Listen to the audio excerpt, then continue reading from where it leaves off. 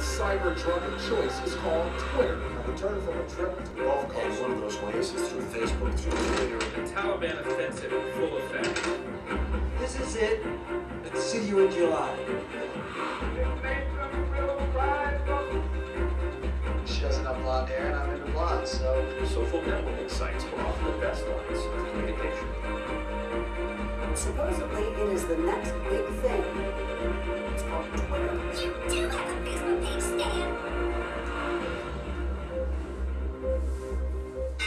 Campus Reject. Welcome to Campus Reject News. I'm Carly. Coming up in the news, Elena Kagan has been confirmed to the Supreme Court. Protesters gather in Virginia in support of Bradley Manning. A list of America's unhappiest schools. And some info on America's flawed student loan business. President Obama was able to get his second Supreme Court nominee, Elena Kagan, confirmed to the Supreme Court after a lengthy confirmation process which began on May 10th of this year. Kagan is one of 3 women currently serving and the 4th woman ever to be appointed to the court. Justice Kagan arrived just in time to the Supreme Court for some high-profile cases, including the possible legalization of same-sex marriage due to California's overturning of Proposition 8. Protesters and activists gathered in Quantico, Virginia, outside of a Marine base, to rally in support of 22-year-old Army Private Bradley Manning.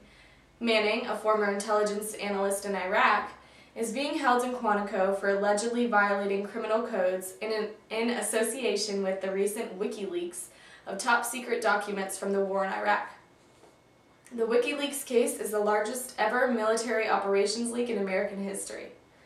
In college news, the Princeton Review, which brought us last week's list of top party schools, has just released its list of colleges with the most unhappy students. The list is based off a survey conducted by the group to rate students' overall happiness with their college or university. Fisk University topped the list with the most unhappy students, followed by the U.S. Merchant Marine Academy and the U.S. Coast Guard Academy, coming in 3rd. Topping the list of colleges with the happiest students was Brown University. And with college tuition prices continuing to skyrocket, more and more students are having to take out student loans. However, with a damaged economy and a poor job market, more students are finding themselves trapped in debt.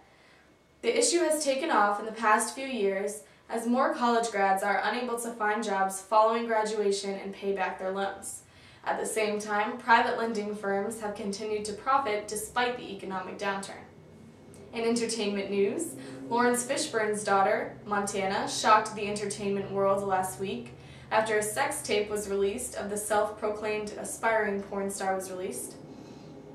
I said that twice. But things have gotten even more interesting since a report came out alleging that Montana had been arrested for prostitution last year.